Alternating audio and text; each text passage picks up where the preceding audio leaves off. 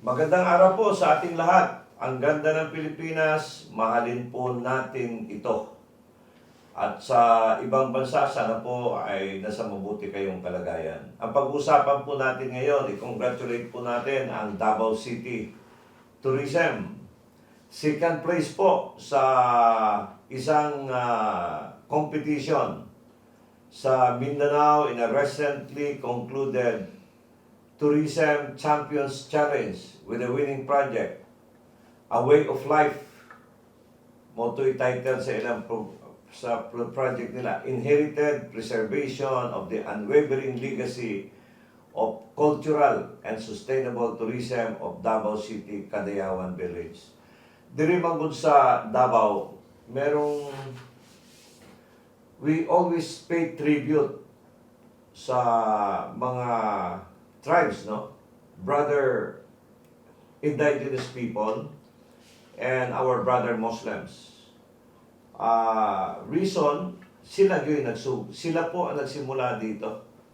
When they started here, wala pa po tayo dito, nandito na sila. And nakipaglaban po sa Kastila, nakipaglaban sa Hapon. And here we are now bearing the fruits of beauty of Davao City. They left a legacy of love, understanding, and unity among Davaoenos. At ito ay pinapatuloy ng isang programa na nagkaroon ng village, parang community village na located, yung parang ngayong Pilipino dati sa Manila. Merong iba-ibang tribo, iba-ibang grupo. At ito po ay second place sa Luzon ng Davao sa isang sustainable tourism of Davao City, Cadayawan Village.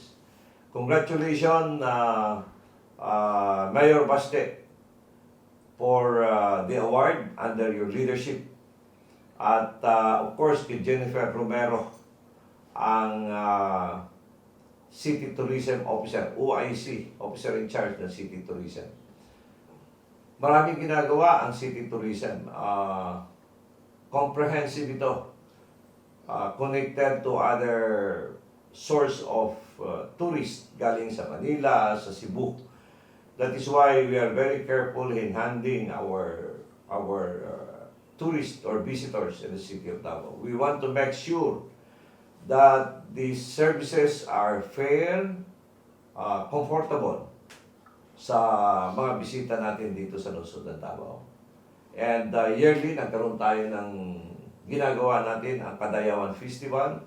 It's a fruits festivities of harvest, peace, and the other one is the Araw ng Davao celebration, recognizing the founding of the city and the continued legacy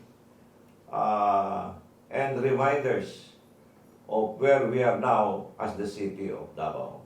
Congratulations, Davao City Tourism as champions of the Cadayawan Village of the city.